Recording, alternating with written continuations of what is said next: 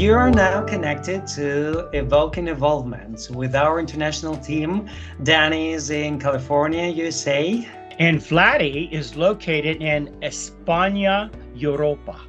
Muy bien. Through core discussions, interviews, and relating our own personal life awareness, Vladdy and I hope through this podcast to make your life journey a bit more peaceful, allowing our podcast to educate, evoke, and most of all, entertain. And I think you're going to be quite entertained today, yes, by our captivating guest, Sydney Amigo, actor and screenwriter. And she has a dual citizenship with USA and Spain. She's also fluent in Spanish and German. Okay, you know what? I am so impressed. After many years of studying Spanish, I think I took 3 or 4 years in high school.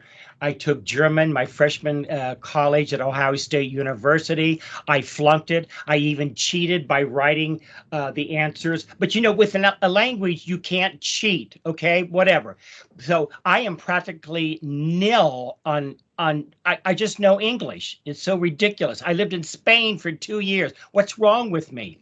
Anyway, for some reason, my brain just doesn't operate that way. So I'm so jealous of Sydney or anyone who can speak more than their native tongue, like my dear friend Vladdy. Oh, thank you. Thank you, Danny. The practicing Buddhist, Sydney is a meditation and mindfulness practitioner. Wow, which we'll touch on later. Was born in Portland, Oregon, moved to Boise, her mom's hometown. In Spain, they call it La Ciudad Vasca del Idaho, the Basque Idaho city, at 3 years old.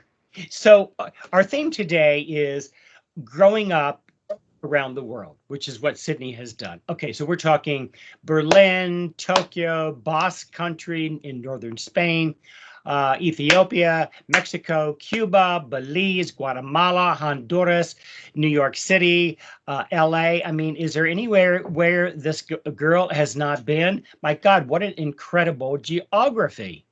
Well, yeah, really, it's flying, acting, interviewing all over the planet.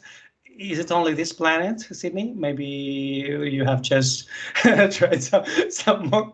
Let's stay here yet. Okay. My meditation has not brought me elsewhere yet, so. Looking forward, coming on. Well, incredible, Sydney. I want to be you, actually, one day.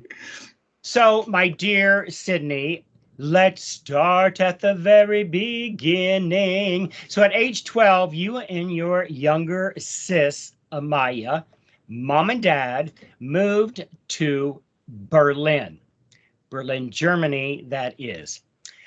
So I just first want to welcome you to Evo, and you'll tell us more, but I know that one of your roles that you have played, Laura, in the Glass Menagerie, and that is quite an accomplishment. I mean, my God, Laura, what a delicious character, what an iconic role. So I would like to return to your upbringing years. What do you consider some of the positive things about growing up in different cities? Oof.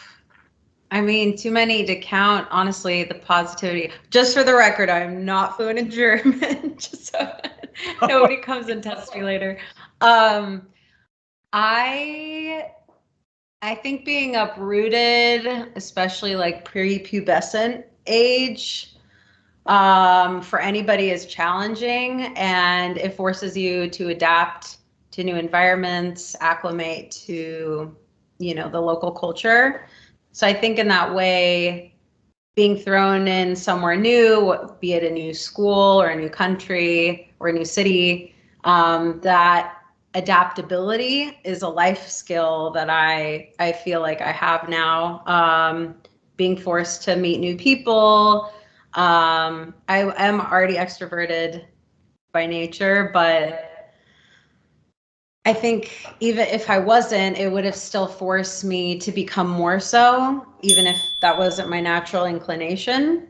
So yeah, that adaptability, I think tolerance, acceptance to, cultures that aren't your own. I think, what is it? There's that phrase like traveling, I don't know, it's something about how traveling kills ignorance. And the only money you spend that makes you richer is traveling. So I feel like in that way, when I first got to Berlin, I did have a bunch of immediate judgments. I think a lot of people have judgments or reservations about countries or people or culture that they're not that familiar with. So I think immediately I kind of judged Germans to be a little colder, a little harsher. But the more you learn, the more you get to know people, the more you understand the relevance of the city you're in, you realize, oh my gosh, this place has a lot of really deep, dark history. So understanding that and being compassionate towards how they are, it just made me, I think, a better person and maybe less judgmental up front. And there were things that by living in Berlin, I changed. I remember coming back to the US. I hadn't been back to the States, hadn't been out of Europe in 2 years, and seeing my friends at the airport, and all my friends said, oh my God, Sydney, Amaya, you're so quiet. What's wrong? But it's just something that we learned we adapted into the culture. And there was something really beautiful about keeping your quiet in public. Don't draw so much attention to yourself, have everybody, keep their privacy.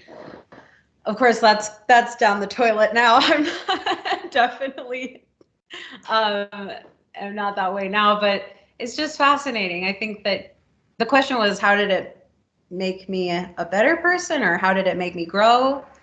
I just think maybe becoming tolerant, learning to acclimate, becoming more open-minded. And that not only was a part of living in just a new country, but my school itself was an international school, and it was so diverse. I mean, just in my one little German class of like 10 people, we had these Filipino American boys, we had a guy from Kazakhstan, a guy from Russia, a girl from Spain, not me, a girl from Pakistan.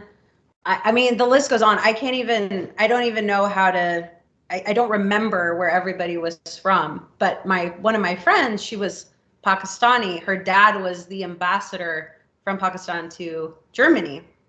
And I'm coming from Idaho, Boise, Idaho, where I was the most exotic, different person in my school. People are like, oh my God, speak Spanish. Wow, that's so being around, I'd never even met a Muslim person before. And this was right after the US declared war in Iraq.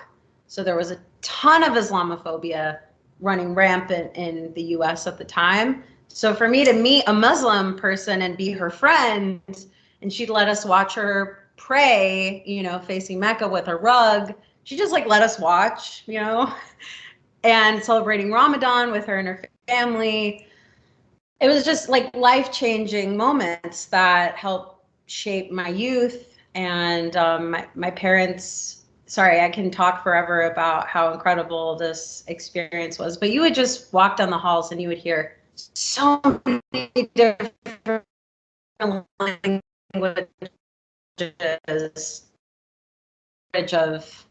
of diversity and interesting people to meet and know and understand.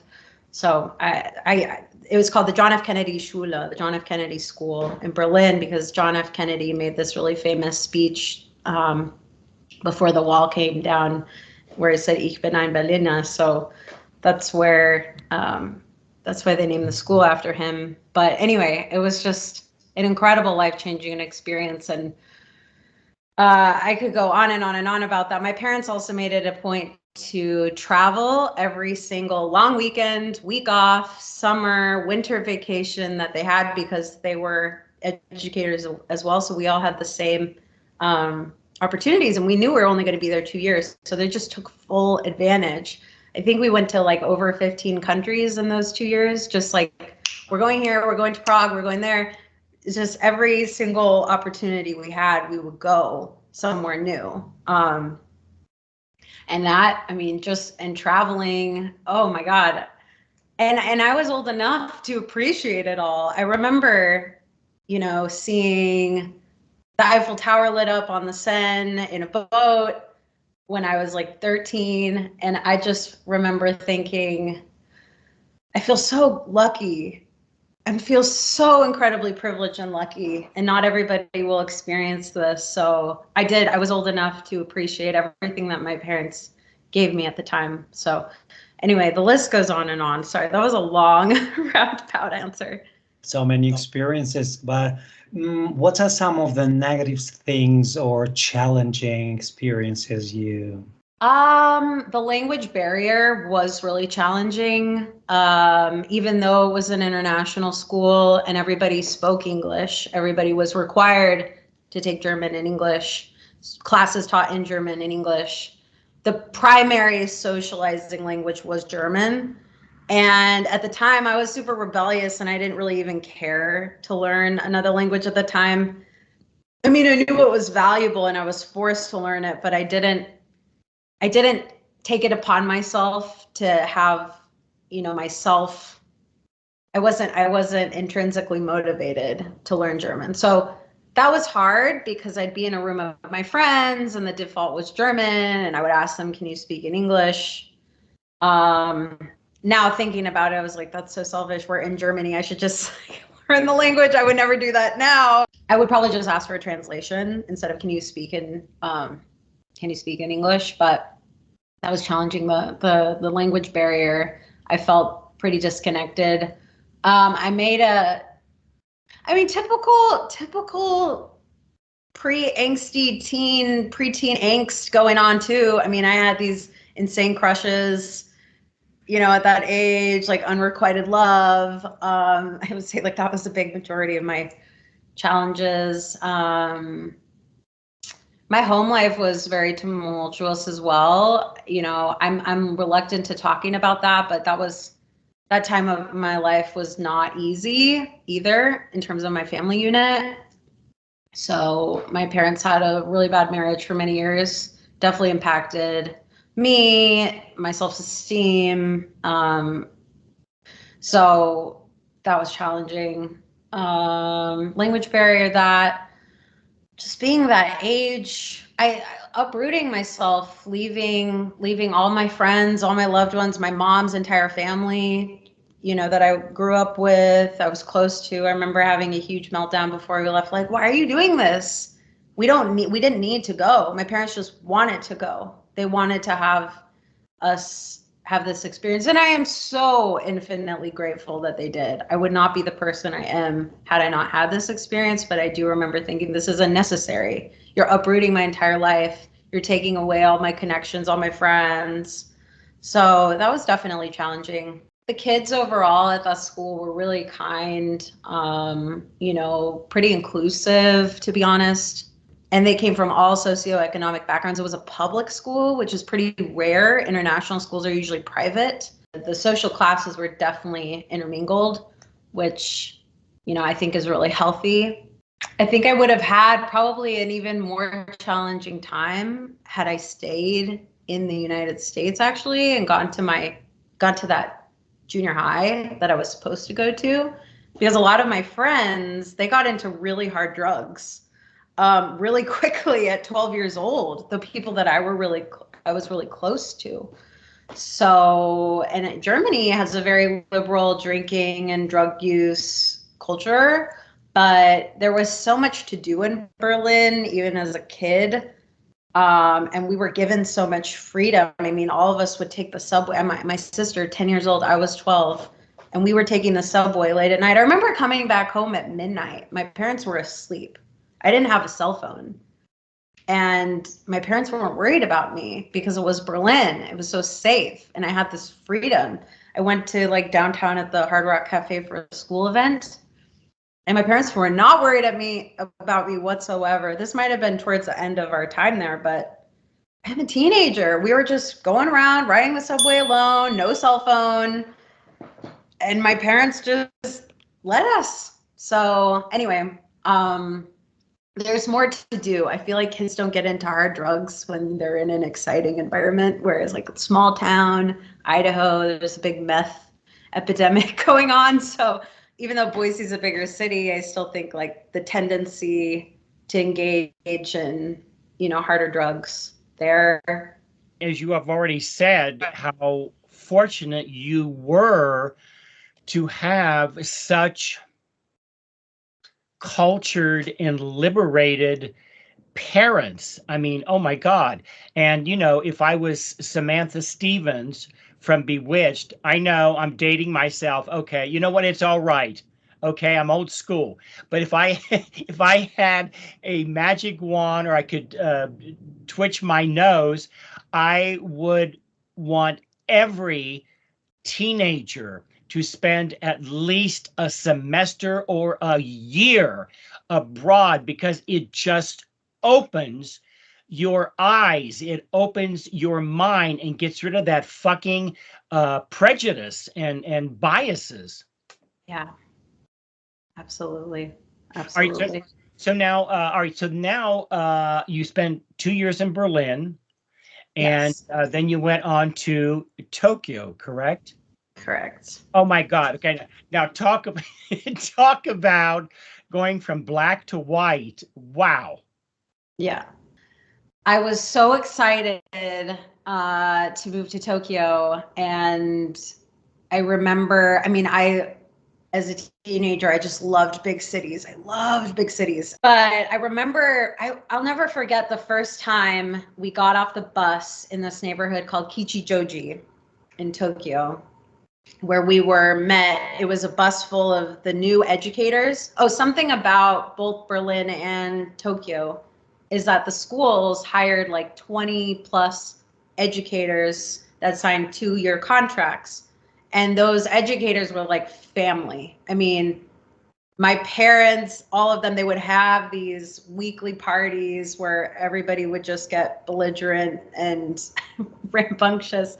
And we were included in these, we were part of the family. So the bus was full of a few families. Not all of the families landed at the same time, but we were greeted by 2 of the educators at the school, and we walked around that neighborhood. And I remember thinking, I have landed in a different planet. I'm in a different planet. Just all the neon lights. It was the first time in my life where I was a minority. So, sticking out like a sore thumb amongst this homogenous group of people. And I also thought everybody's style was so wacky. They had your color hair, Dad. I mean, all different colors of hair. I mean, since then I've dyed my hair a bunch of times, but the styles were just so out there. And it was just like perfect organized chaos. So I was just completely mesmerized, so excited, loving everything about it, about Japan itself, just thinking I just landed in the most unique place. And my sister and I really bonded that summer. Once we got settled in our house, we didn't have friends then. So we just stuck together, and Amaya and I binge watched the show Friends that summer, and we really bonded in that time. It was a really good time of our childhood together. Really great nostalgic memories. But I actually had a horrible time at that school. I went to the American school in Japan, and from the get, I felt really unwelcomed, and I didn't feel like I could relate to these kids. I felt like they were in this total top echelon, wealthy, privileged life that I just could not relate to. And I didn't feel included, and I wasn't aspects of that school. So I felt pretty ostracized, to be honest. And I feel like, I don't know, I just had a horrible time. I actually was really mentally unwell. I became really suicidal in that time, starting at 15 years old. It lasted about a year. And I saw my school counselor every day. And much to my mother's dismay, I did not ever go on antidepressants. I didn't take any medication. And I wanted to come back to Boise. So it wasn't Japan, but my school's culture I really didn't like. And my school is known throughout Tokyo as being the rich snobby school by all the international schools. There were like 20 plus international schools. And I've met people that went to other international schools in Tokyo and they're like, oh, you went to ASIJ, you poor thing.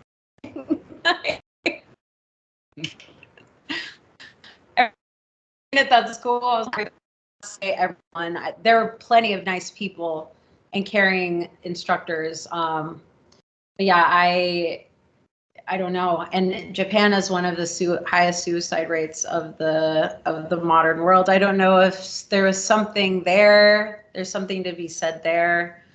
But the loneliness I felt, the isolation, I don't even immeasurable. I was so unhappy. I never attempted, but it was a bad time in my life. But how did you get through? I left early.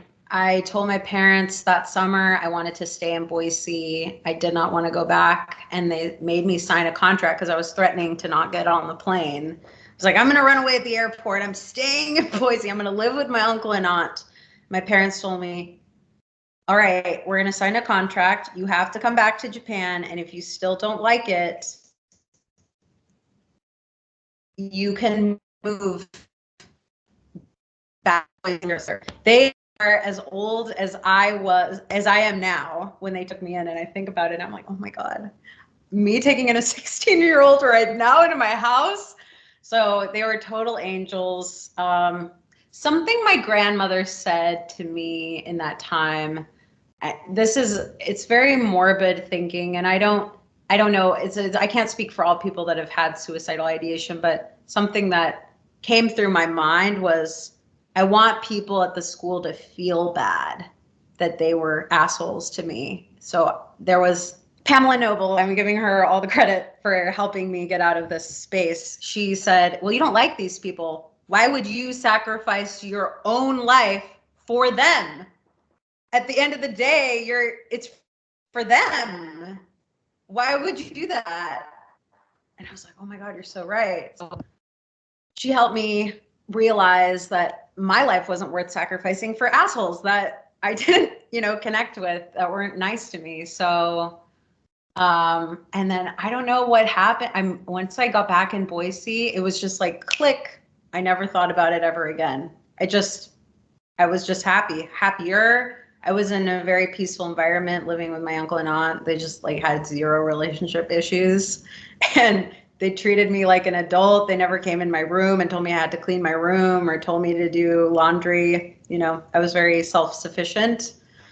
So that was really nice. I felt like I went back to Tokyo since I left. I worked there 5 years ago, and I mean, as an adult, I was just marveling at how I knew they were organized when I lived there. Everything was clouded by my poor school experience, but I was just in awe by how you walk down the street for miles in Japan. You won't find one tiny little piece of garbage anywhere. You won't find a stick of gum on the sidewalk.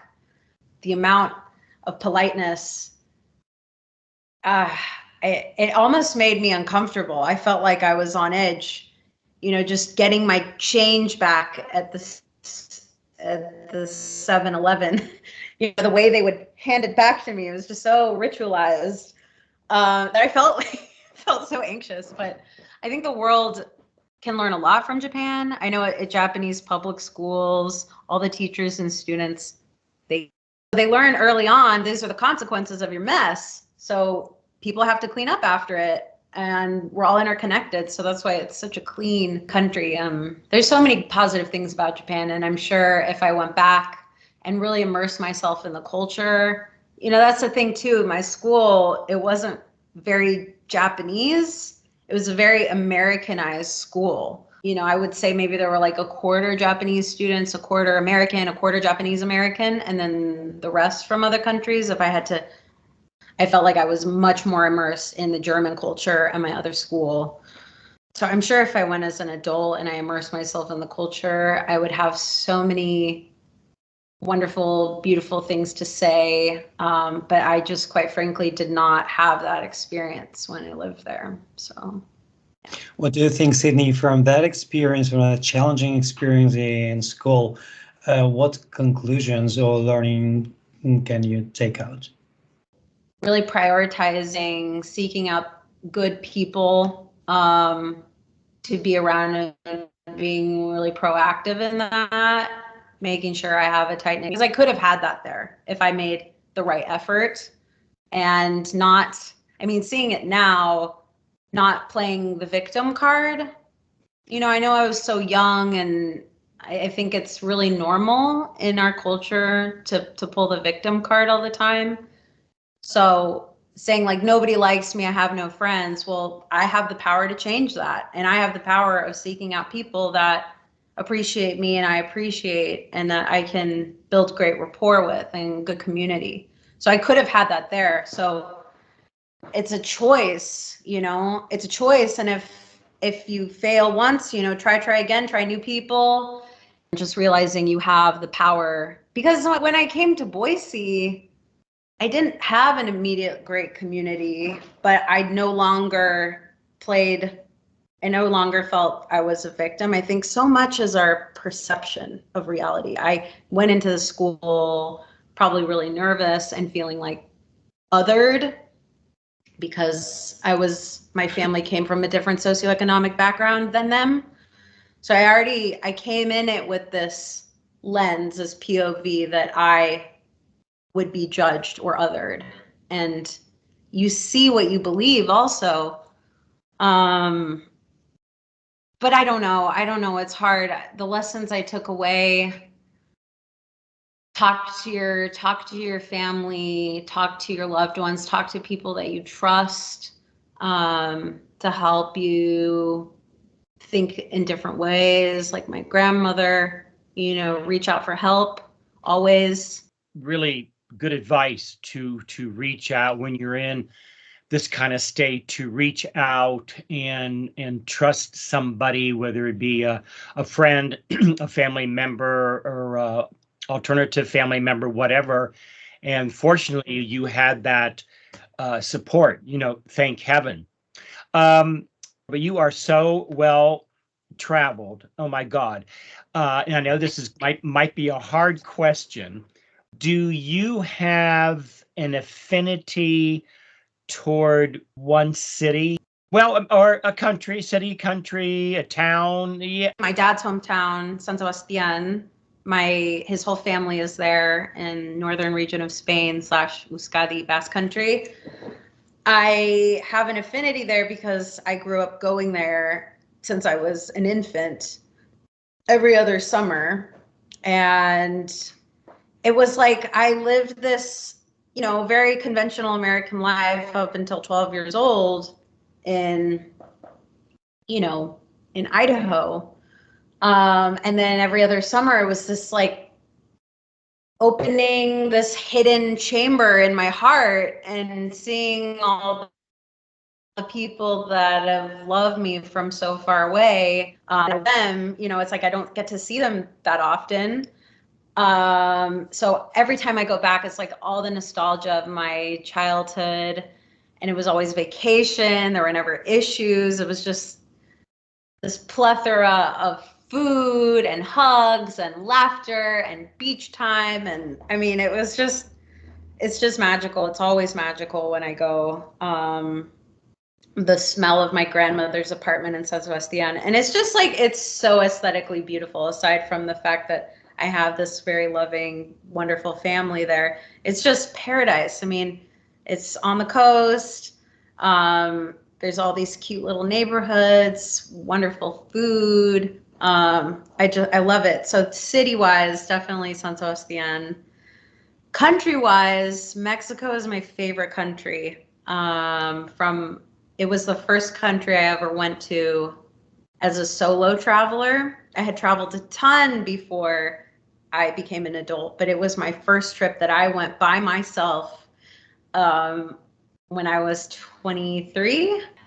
I just had ultimate freedom. I traveled the way I wanted to travel. You know, it was just like, oh my God. And every time I go back, my heart just expands. It just sings and soars. Whenever I land in Mexico, the smells, the people, I just think it's such a large country with so much diversity in terms of, landscape, all the towns, the pueblos mágicos, the food, the people. They're just the friendliest, most laid back people ever. Those two places. The place, well, Donostia is beautiful. I love it. Every year I go there and I really enjoy it. So Oh, really? Yes. Oh. I love Donostia. It's fantastic. It's one of my favorite places in Spain. So welcome. You know where it is. Well, maybe one day we'll see each other there. Who knows? I'd like to ask you, what language do you think in? I think in English. But once when I'm in Spain for a while, I definitely will start having thoughts in Spanish. It depends on where I am. Shifting from one language to another, it's interesting the context which we are. When I traveled to Russia, I think some days after arriving, I started thinking mostly in Russian. But when I work a lot, as my work is in Spanish, so I start more thinking and processing information in Spanish. Well, so you're a meditation and mindfulness practitioner. So what does it mean? For myself, I go to a Buddhist Sangha, which means community, every week. And we meditate and do some readings. It's an hour and a half. But to be a Buddhist mindfulness practitioner, it just means practicing being completely in the moment without trying to keep your thoughts at bay for the most part. So I think that a lot of people might experience it listening to music, doing things that they're totally engrossed in, and time kind of stands still. So there's so many ways of practicing mindfulness through body awareness. Like, as you say that now, I'm like, okay, be aware of my posture, following the breath, and paying attention to what's happening here and now, shifting the focus to, the colors right in front of me, the sound of my own voice, how my breath is feeling, and not focusing on the mind chatter.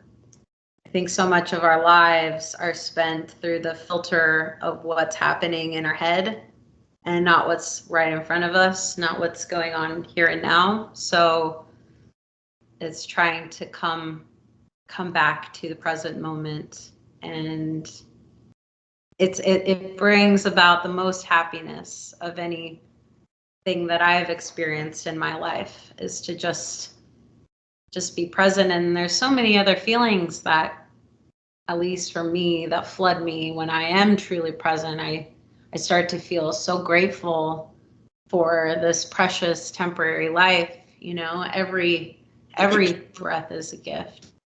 Every moment is a gift. So yeah. Wow. I mean, yes, such good advice and stuff that I'm still working on after, well, let me see, in September, I turned 110 years old, so I've been working on this for a very long time, and staying in the moment is where it's at. All right. So at one point in college, after you took some acting classes, you felt acting wasn't spiritual. in a Buddhist Yes. perspective. And so you decided Yes. to pursue it. Can you elaborate a little bit on that? Yes, really profound experiences of being in the moment to the point where I felt like I had taken a drug. From that moment on, it's funny, Jim Carrey has a little video describing this. He's like, ever since then, I've been trying to get back there.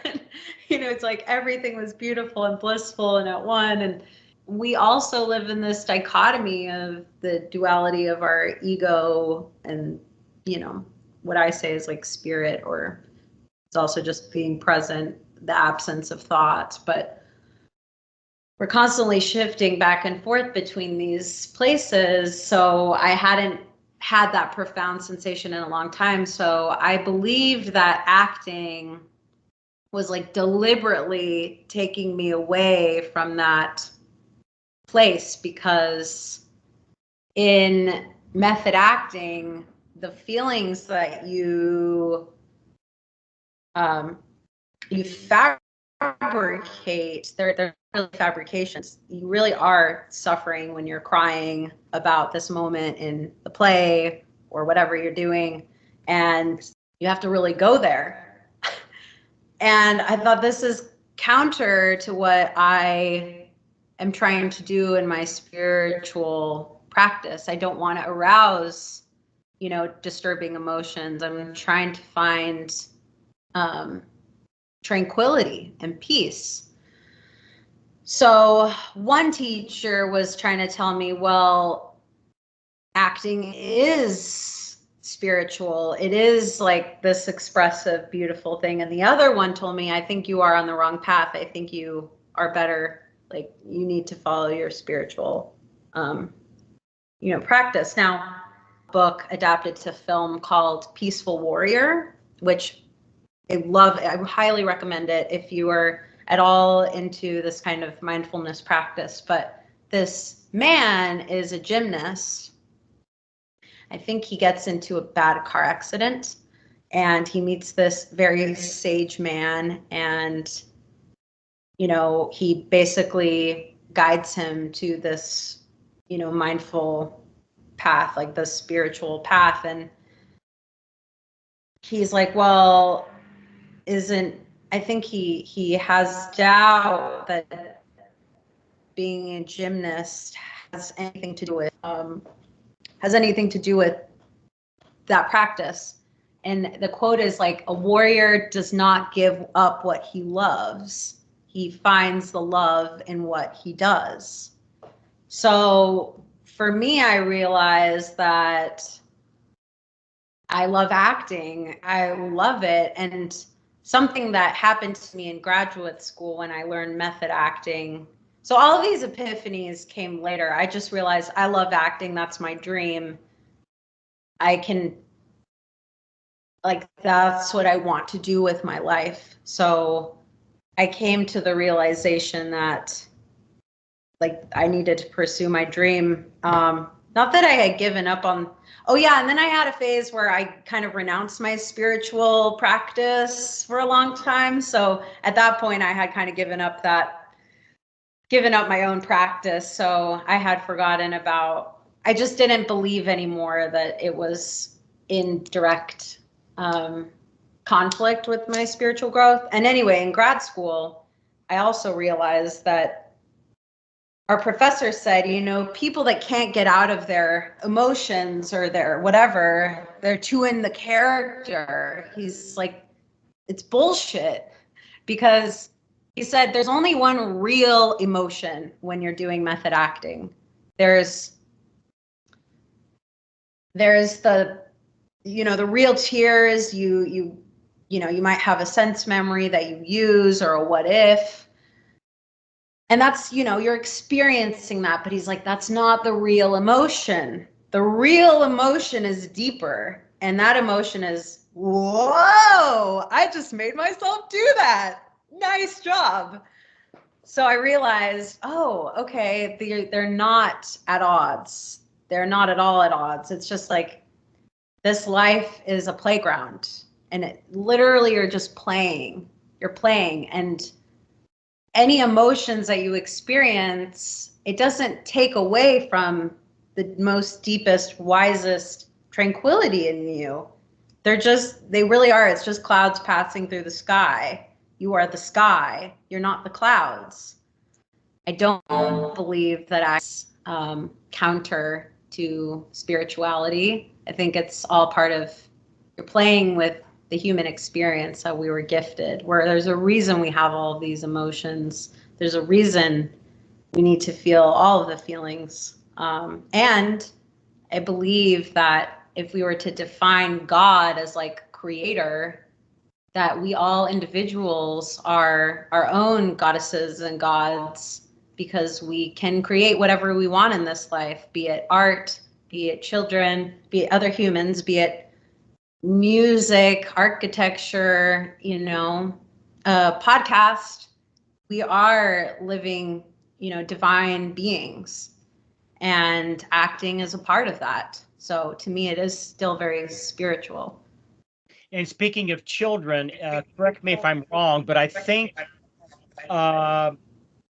the turnaround for acting was actually when you were student teaching in Ethiopia, and you were telling your students, you've got to be who you are. And then I think you were volunteering to put on some kind of a play with these kids. And I guess it kind of dawned on you, wait a minute, I'm being a hypocrite here. I'm telling these kids to be who they are. And why am I denying myself of going into the acting profession?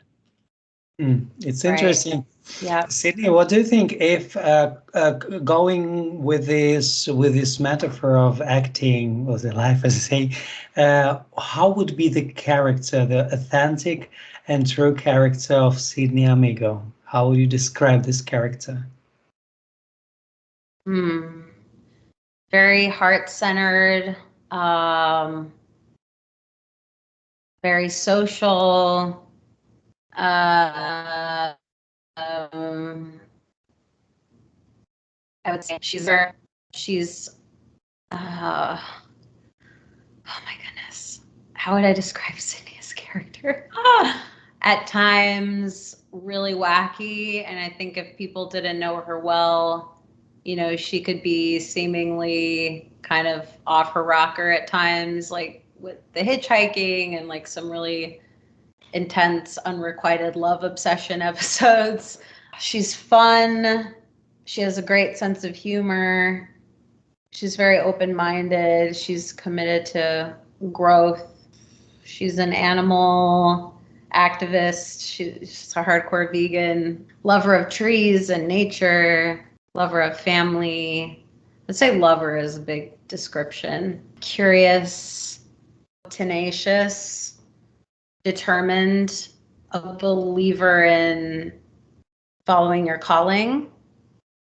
Well, I think that the best actress could be Sydney Amigo for being Sydney Amigo. If we're not, who do you think? What worldwide or famous actor or actress could be the best for this role?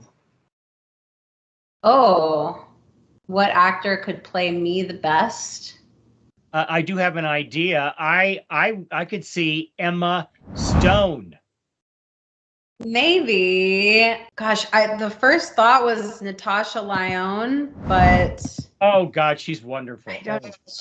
She never plays like she always has an edge to her, which I don't feel like I have that strong of an edge, but she could definitely tackle my mental health struggles. Drew Barrymore. I feel like I relate to Drew Barrymore. One of my favorite movies is Ever After with her. It's like a Cinderella movie.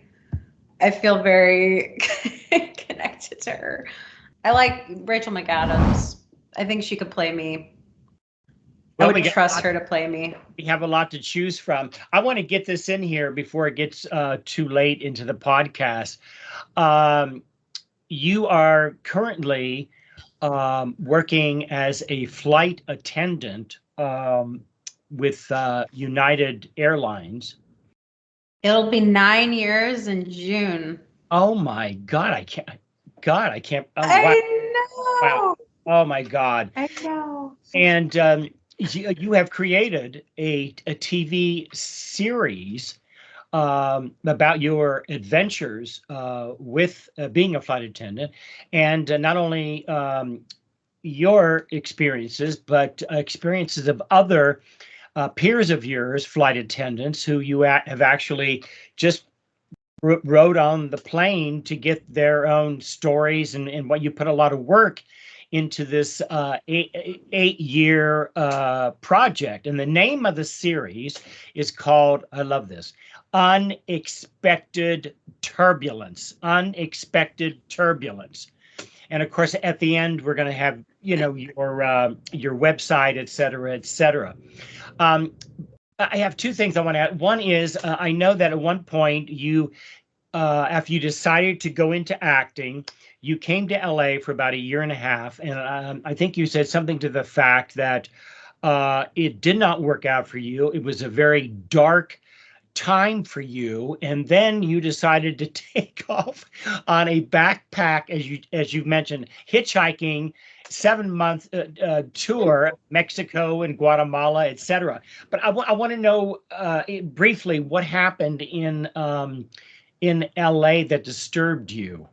This is something like I've just started to go to therapy, so I'm trying to digest. I'm trying to still dissect. I'm sorry, not digest. Dissect what happened to me when I lived in LA, but I developed this really intense like romantic obsession with a coworker of mine. And I don't know if you've ever heard of the term limerence. So it's like this deeply intense romantic obsession, and it can be towards somebody you don't even really know that well. I developed these really intense, all-consuming feelings toward this person, and it was not reciprocated, and it was based on nothing. It was like literally based on nothing. I don't even know the guy. I thought his name in my head on repeat for months on end. I was terribly lonely. I was just struggling to survive. I had a 3-hour-a-day commute. I went from this very safe, tiny little college town with everything walking distance from me, my strong community, just struggling to survive, being financially independent for the first time of my life. So I wasn't doing anything really acting related aside from this one free improv class that this man had at the Peruvian Theater in Hollywood. I was so unhappy, and this whole romantic obsession just left me, completely distraught and unable to really function. And I wanted out so bad. It'd been a year and a half, and I could barely even function in my auditions. I would show up completely unprepared. I was just not mentally, emotionally sound anymore to show up in life. So I happened to save some money. I was like, I need to get the fuck out. Sorry, I don't know if I can swear on the show. I need to get the hell out of Dodge.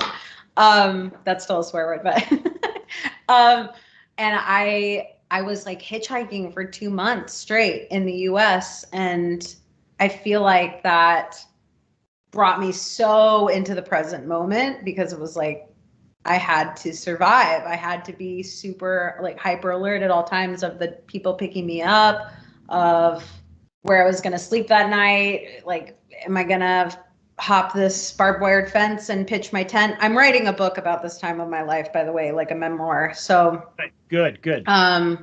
Anyway, so LA, yeah, I was so miserable, and I was also very lonely, but yeah, trying to dissect that romantic obsession and like why, I'm sure there's a bunch of trauma there, but yeah, LA and we did not do well together. Now, had I been closer to the ocean, I was living in Echo Park, had I worked close to where I lived, had I gotten a really great community of people that I would see regularly off the bat, I'm sure my life would have been so much different. But my travels led me to flight attending, and it led me to go to graduate school, get my master's in acting in New York. And I always knew New York was where I wanted to end up anyway. I think everything does happen for a reason. And I flight attending gave me this career that I could really delve into this creative project. Like, there's never been a show about flight attendants that features our true stories. The only one that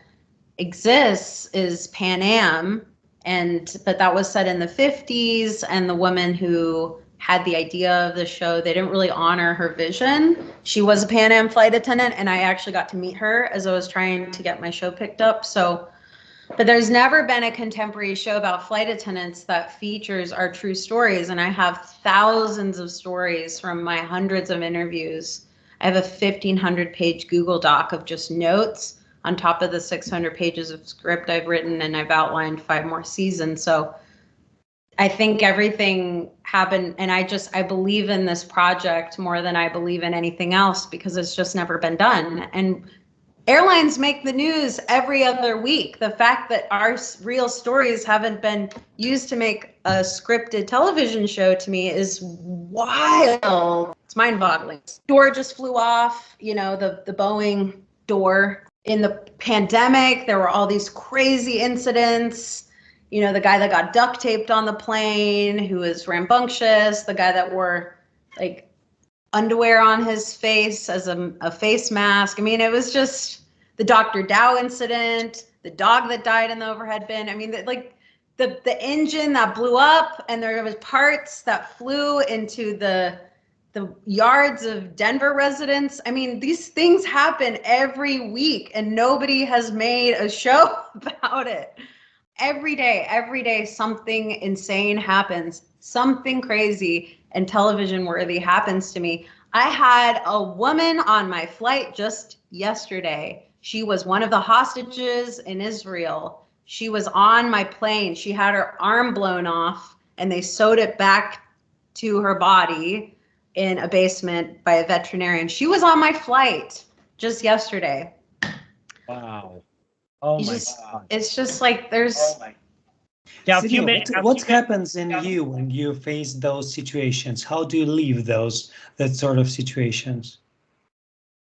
Well, I didn't know she was on our flight until close to landing. This guy that was accompanying her, he was in first class. He's an event planner. He just planned Elton John's party, post-Oscar party.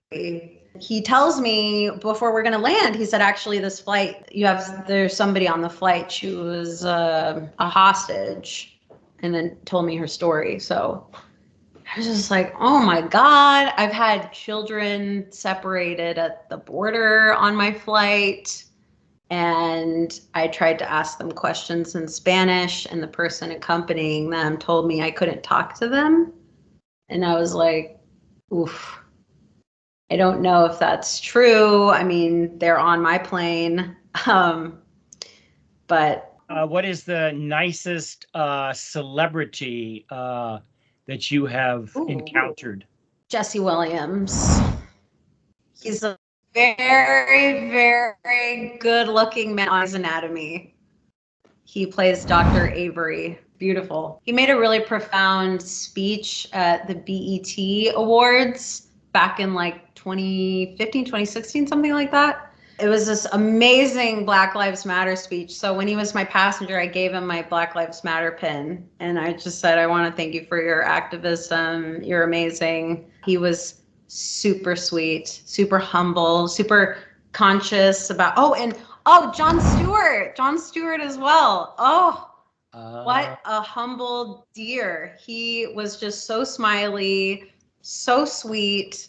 And people went up to him. This was soon after he went to Congress to try to get the funding for the 9/11 first responders, their medical bills. People came up to him and thanked him for his work. And he was just like so gracious, so thankful, so humble. While we're winding down here, because time is running out, unfortunately. You mentioned a few moments ago whether or not you could say fuck. Yes, you can say fuck. So my question is, what is your best loved curse word? Oh, definitely fuck. I think fuck, or, my mother would say bitch kitty growing up. That one makes me laugh, bitch kitty. Let's get to the lighthearted questions. What is your greatest asset, Sydney? I think I'm a good hugger. I would say I'm a good hugger. Oh, that's nice. I like that. What's the first thing Yeah. you do when you rise in the morning? I probably masturbate. Be honest. Now, you are my kind of woman. I have a little acupressure mat and I'll listen to like Eckhart Tolle or a meditation. So I'm trying to do that more. But yeah, I do want to ritualize my waking up a little bit more. That's something on the horizon. What role are you dying to play? Oh, I'm dying to play my character in Unexpected Turbulence. That role I am dying to play. what is the character's name? It's autobiographical. Her name is Sydney. Ah, I love it. I love it. Who is your go-to singer for feeling good? Lil Kim or Nicki Minaj. I love Brandy Carlisle. I don't know if she always makes me feel good though. Sometimes she makes me teary-eyed, but Stevie Wonder always makes me feel good. So what do you do when you become depressed, Sydney? Of many things. I could eat myself to oblivion, binge eat. I could just wallow in my sadness in my bed. I might reach out to a loved one if I really need to talk, if I'm crying a lot. And that always helps. Always helps. If I'm not too debilitated, I'll go on a run, which always helps. I have healthy habits and I have unhealthy habits for sure. What do you wear, if anything, to bed at night? I sleep in the nude quite often. Sometimes I'll just have a baggy t-shirt and some underwear. Or I do have nightgowns. I switch it up. Depends on my mood. Name one of your favorite films of all time. Ever After, Life is Beautiful, the Italian film. La Vida I Bella. love Eternal Sunshine of the Spotless Mind. I'm all about the love. So you've got your sister Amaya, you've got your mom and your dad, who I believe are separated now, and each have remarried. So you've got sort of a extended family. So what kind of role do they play in your life today? Oh, they're the most important people in my life. They are so much of the reason to live. They're everything to me. I talk to them often. Yeah, I don't know who I'd be without them. I have their names tattooed on me in an infinity sign. So. Wow. Oh, I love it. I love it. Yeah. I think I think it's fabulous that you have such a close relationship with your family, and as you well know, a lot of people don't. Yeah, really, and it can be a very good support for everyone, I think, to maintain and to fulfill that connection. Well, Sydney, you have already described the character Sydney Amigo. What do you think? What word or phrase could describe Sydney Amigo? Dreamer. Oh, I love it. Oh my! Wow. Love it. Period. I love it. Oh my God, dreamer, fabulous. Oh my Love God. Well, unfortunately, we have come to the end of our podcast. I still want more of Sydney, but you can visit Sydney at her website. It'll be, in our description. And hopefully very soon you'll be able to see her act in her own TV series, Unexpected Turbulence. So grateful to have her take the time today to be with Vladdy and I. And we also thank our audience, and I know you have been entertained and have been educated listening to Sydney, as I and Vladdy have. And please stay tuned because we have more in store for you, more rousing and more exhilarating guests. And please subscribe so you can be notified by our episodes and get full updates from us. Also, be sure and like our channel as well. Adios. Ciao. And goodbye. Bye. Thank you so much.